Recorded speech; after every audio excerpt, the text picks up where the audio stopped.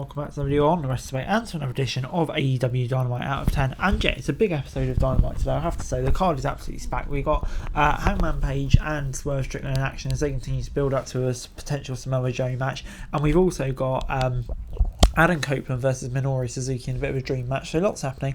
But Samoa Joe came to the ring on Welcome Crown In Savannah. He didn't wait long to make his presence felt though, but the world champion escaped the young star who was dispatched by security guards. Page and Penta then came out for the first match, had a long exchange of taunts, locking up and making a clean break against the ropes. They upped the ante quickly and found themselves trading shots in the middle of the ring. Both scored takedowns, but it was Hangman who scored the first near fall after a shooting star press. Anyone who follows AEW or the careers of these men would expect nothing less than a banger out of them, and they didn't disappoint. These were the usual AEW singles matches, 2 counts, counters, etc. It made it feel more spontaneous at times as well, with Page scoring a win with a buckshot. And yeah, this gets 7 out of 10 for me. Like I say, a really good match. Building up Hangman Page, the rankings are back, it all makes sense. And yeah, also Hook letting Samoa Joe know that he's not leaving just yet before it's time for Wardlow versus Trent Beretta. And yeah, these were the competitors in the second match of the night and stated their desire to win the world title, so the announcers were playing out the bout and the implications it could have. Even though Wardlow had a huge power advantage, he also had the upper hand outside the ring with the entire Undisputed Kingdom by his side.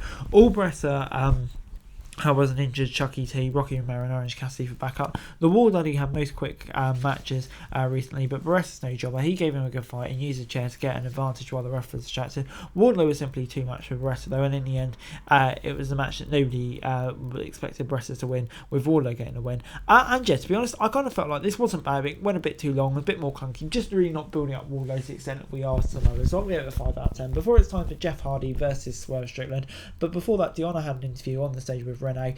Tony Storm was her usual self, but it was Perazzo who turned to after sending the champ running, which is good. Good to see Deonna get the advantage before John cut a backmatch promo, followed by another from Johnny TV and Ty Valkyrie. It looks like they could be comparing going forward, which would be interesting. Definitely important supporting that. But anyway, Matt Hardy accompanied Jeff to the ring while Swerve had none on his side. Jeff's last match showed him looking better than he has in the ring for a long time, and that continued into this bout. These two do not have much experience working together, but display chemistry. Strickland can work with just about anyone, but he always brings something extra to a match when he's with a veteran. Unfortunately for Jeff, this match ended the same way as his last one. Swerve hit the trademark double stomp for the win.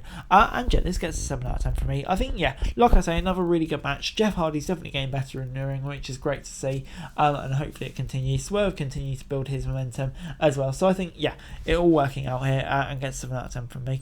We then got Thunder Rossa versus Velvet. Thunder Rossa made her return to Dynamite on Wednesday to take on Velvet in one of her first singles matches since returning, and this was the first time encounter. Both were on the baby faces, so neither has taken the low road. They kept it clean, and Rossa's slight advantage allowed her to control the pace. It was a decent contest, but there was one or two things that stood out from not looking so great, one of them being the finish. Rossa picked up a win over Velvet to continue building momentum as she prepares to challenge Julia Hart for the TBS title. But yeah, it gets 6 out of 10 for me. I thought, yeah, it was a solid match, without being blow away brilliant. Good to see Rossa just continuing to get back in the mix of things. And yeah, you could say not a bad match. Before it's time for the Acclaimed and Daddy Ass versus the Mogul Embassy, with the main event still to come and only 20 minutes in the show, it was clear that this was going to be quite a quick match. The Acclaimed and Daddy Ass defended the belts, who were looking against the team that are looking to rebound from losing the 6-man titles.